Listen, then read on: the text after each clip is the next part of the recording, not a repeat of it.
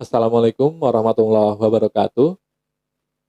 Kalau kita ngobrolin hijrah, biasanya ada dua pendapat yang biasa kita terima atau lihat.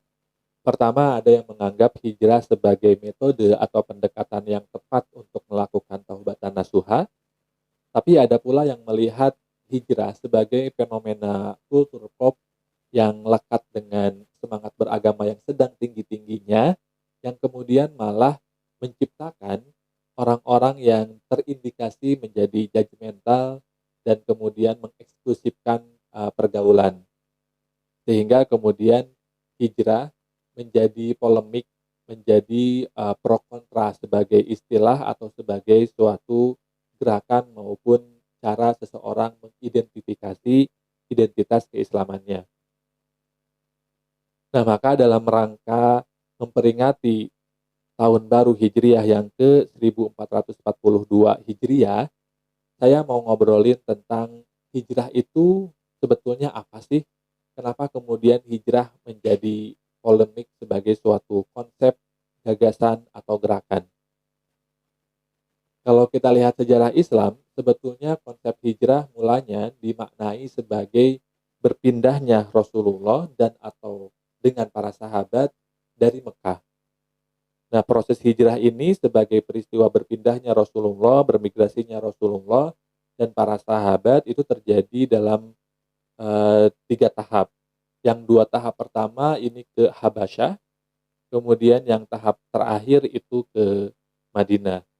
Jadi pada zaman itu belum ada gagasan atau konsep bahwa hijrah adalah suatu tirakat spiritual untuk seseorang berpindah dari masa lalunya yang gelap atau sikapnya yang buruk, katakanlah seperti itu, menuju masa depan yang lebih terang, menuju sikap yang katakanlah lebih saleh, lebih religius atau lebih islami. Gagasan bahwa hijrah adalah proses tirakat spiritual, proses berpindahnya seseorang secara spiritual, itu baru muncul lebih kurang semenjak tahun 2010 ke sini. Dan sepertinya itu merupakan suatu gejala yang sangat lekat kaitannya dengan ekspresi keberislaman di Indonesia yang mengalami penguatan ultrakonservatifisme. Kenapa kemudian terma hijrah ini dipilih? Memang butuh penelitian yang mendalam, tetapi sepertinya terma ini dipilih um, bisa beririsan atau berkaitan dengan salah satu hadis Nabi yang sangat terkenal, innamal a'malu binniyat wa innamal likulli imri'in ma nawa, faman kana hijratuhu ilallah wa rasulihi fa hijratuhu ilallah wa rasulihi. Faman kana hijratuhu lidunya yushibuha aw imra'atin yankihuha fa hijratuhu ila ma hajara ilaih. Dalam hadis itu Rasul menjelaskan bagaimana setiap perbuatan itu tergantung niatnya dan setiap kita akan mendapatkan balasan sesuai dengan apa yang diniatkan. Dan jika kita berhijrah kepada Allah dan Rasulnya, maka kita akan berhijrah kepada Allah dan Rasulnya. Hijrah kita akan dihitung sebagai hijrah yang betul-betul untuk Allah dan Rasulnya.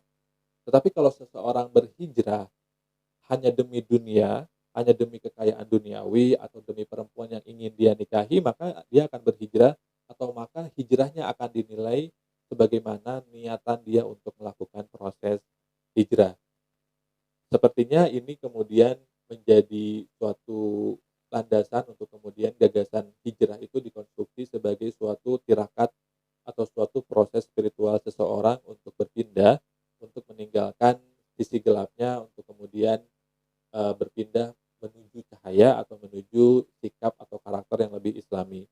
Dalam Al-Quran disebutkan minaz zulumat ilan nur, proses berpindah dari sisi-sisi yang gelap kepada cahaya. Nah, kalau kita lihat di sini sebetulnya tidak ada yang keliru dengan konsep hijrah. Kenapa? Karena hijrah sebetulnya adalah suatu konsep yang menggambarkan proses seseorang untuk memperbaiki dirinya, untuk meninggalkan kegelapan di dalam dirinya, sikap buruk di dalam dirinya, dan berusaha untuk menjadi pribadi yang lebih baik, yang lebih religius, lebih saleh, lebih islami. Tetapi kemudian kenapa terma hijrah ini menjadi polemik? kalau saya lihat ada beberapa persoalan. Pertama, dalam semangat hijrah itu kadang-kadang orang didorong untuk melakukan perubahan secara drastis.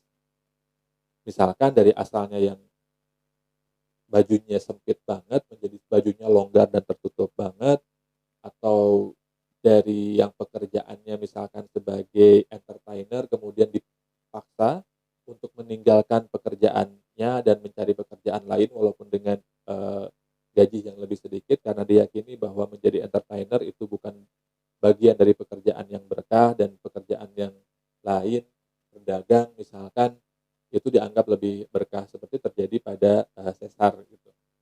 Nah, karena perubahannya drastis, maka kemudian kadang-kadang orang yang melakukan hijrah ini belum memiliki kadar keilmuan yang cukup, sehingga dengan semangat perubahan yang tinggi tetapi tanpa fondasi ilmu yang cukup, kadang-kadang muncul godaan untuk merasa dia sudah lebih baik daripada orang lain.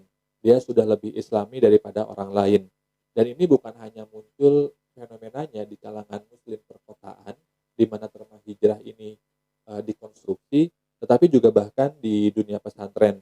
Kalau ada santri yang baru belajar fikih, itu biasanya dia merasa paling mengetahui tentang hukum fikih dan kadang-kadang muncul dalam dirinya semangat untuk menjudge ritual atau peribadatan orang lain sebagai salah atau benar berdasarkan pemahaman fikihnya yang masih terbatas. Dari sini kita melihat bagaimana santri ini punya semangat untuk menjadi pribadi yang lebih baik, tetapi ilmunya masih dasar, masih belum cukup, sehingga dia merasa paling mengetahui. Berbeda dengan santri yang kemudian sudah mondok bertahun-tahun, sudah baca beragam kitab fikih yang ternyata beragam juga pendapatnya, maka dia akan lebih bijak dalam melihat suatu persoalan, dia akan lebih husnuzon terhadap proses ibadah orang lain. Dulu guru saya bilang bahwa tingkatan pemahaman seseorang itu ada 3. Biasanya orang yang sekadar tahu, biasanya dia sok tahu. Kalau orang yang tahu, dia biasa merasa tahu. Tetapi kalau orang sudah paham, dia biasanya kemudian meragukan pengetahuannya, merasa bahwa pengetahuannya masih terbatas, bahwa rahasia-rahasia di luar pengetahuannya jauh lebih banyak, sehingga dia tidak akan bersikap sok tahu, dia akan bersikap lebih hati-hati dan lebih introspektif. Yang kedua persoalannya adalah kadang-kadang mereka yang berhijrah lupa bahwa hijrah itu bukan proses sekali jadi yang selesai dengan kita berganti pakaian, dengan kita berganti teman, dengan kita berganti kajian yang kita ikuti, dengan kita berganti caption yang kita tulis di sosial media. Padahal tidak. Hijrah ilallah wa rasulih yang Rasulullah jelaskan itu sebetulnya adalah proses terus-menerus.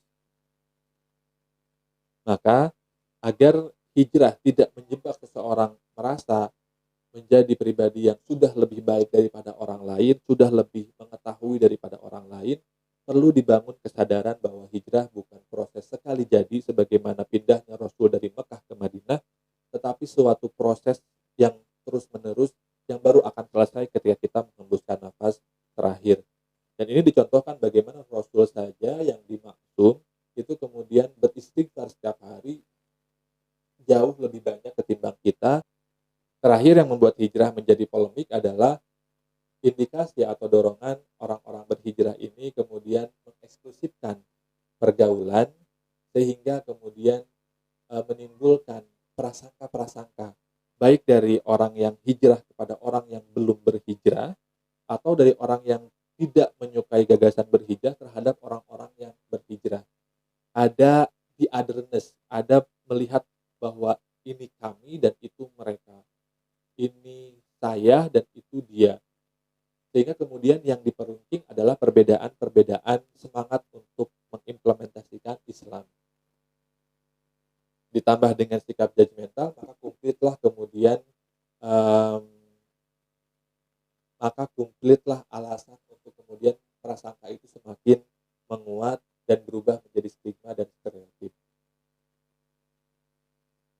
Alhasil, sebagai bagian dari proses kita mensyukuri perubahan tahun menuju tahun baru Hijriah, mari kita kemudian memaknai kembali hijrah ini sebagai proses tirakat spiritual yang terus-menerus, yang sejatinya atau seharusnya membuat kita lebih introspektif, membuat kita tidak mengeksklusifkan diri tapi bisa bergaul dengan siapapun, karena Rasul tidak membatasi pergaulan beliau juga, sehingga kemudian kita juga bisa berhijrah menjadi pribadi yang tidak memperuncing perbedaan-perbedaan penafsiran, tetapi kemudian berupaya untuk mencari titik temu agar bisa tercipta kohesi sosial atau kedamaian, kesejahteraan, dan ketentraman di antara kita.